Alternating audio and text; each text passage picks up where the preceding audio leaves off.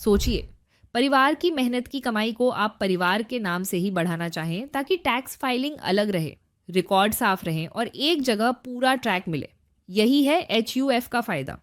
लेकिन यहीं सबसे ज़्यादा गड़बड़ियाँ भी होती हैं। कर्ता बदलने पर कागजात अटक जाते हैं, नॉमिनेशन को लेकर कन्फ्यूजन रहता है और टैक्स के नियम बार बार बदलते रहते हैं।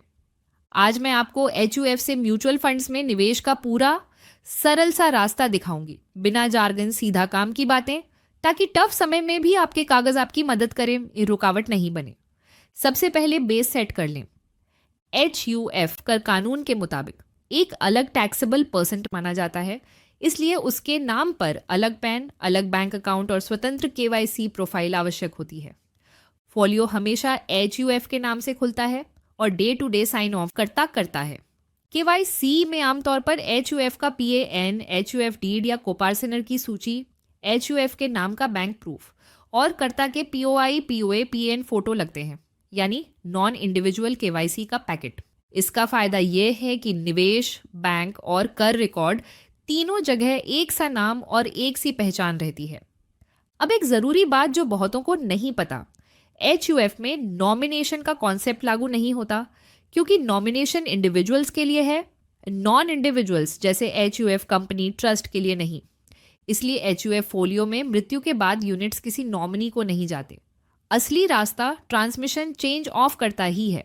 यही वजह है कि HUF के बैंक एंड KYC रिकॉर्ड्स हमेशा अपडेट रहने चाहिए। यहीं से बाद का पूरा काम तेजी से निकलता है।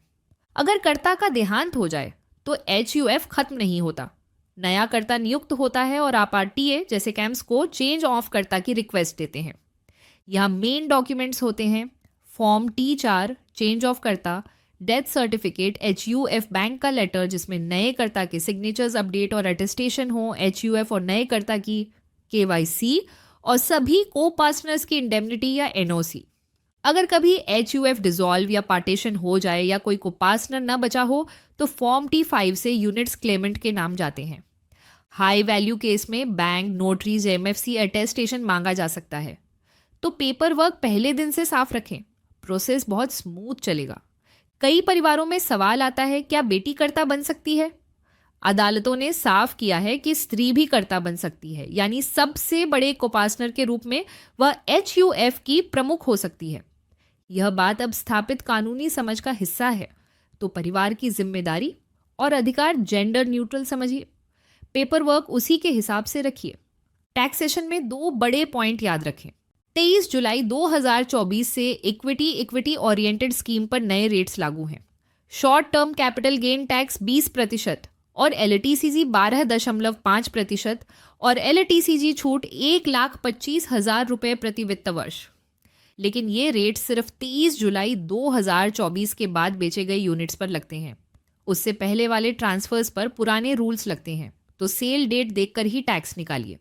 दूसरी बात, जिन फंड्स में डोमेस्टिक इक्विटी 35% से कम है, जिन्हें स्पेसिफाइड म्यूचुअल फंड्स कहा गया, 1 अप्रैल 2023 से नए इन्वेस्टमेंट्स पर गेन्स को शॉर्ट टर्म माना जाता है और स्लैब रेट से टैक्स लगता है।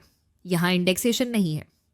अगर आप HUF के जरिए इन्वेस्ट कर रहे हैं और अपने केस के हिसाब से स्टेप बाय स्टेप प्लान चाहते हैं, KYC से लेकर चेंज ऑफ कर्ता, ट्रांसमिशन और टैक्स तक, तो हमें व्हाट्सएप पर HUF हेल्प भेजें। म्यूचुअल फंड्स, PMS या AIFs में इन्वेस्टमेंट करना चाहते हैं, नीचे दिए गए व्हाट्सएप QR कोड को स्कैन करें या दिए गए नंबर पर कॉल करें। एक शॉर्ट कॉल में हम आपकी रिस्क प्रोफाइल और फाइनेंशियल गोल समझकर सूटेबल इन्वेस्टमेंट ऑप्शंस की जानकारी देंगे। अकाउंट ओपनिंग से कंप्लीट पेपर वर्क तक पूरा प्रोसेस हैसल फ्री। हर स्टेप को पूरा करवाना हमारी जिम्मेदारी है। अगर आपको ये वीडियो पसंद आया तो लाइक और सब्सक्राइब बटन दबाएं। वीडियो को अपने दोस्तों के साथ शेयर करें और देखते रहें इन्वेस्ट माई पैसा।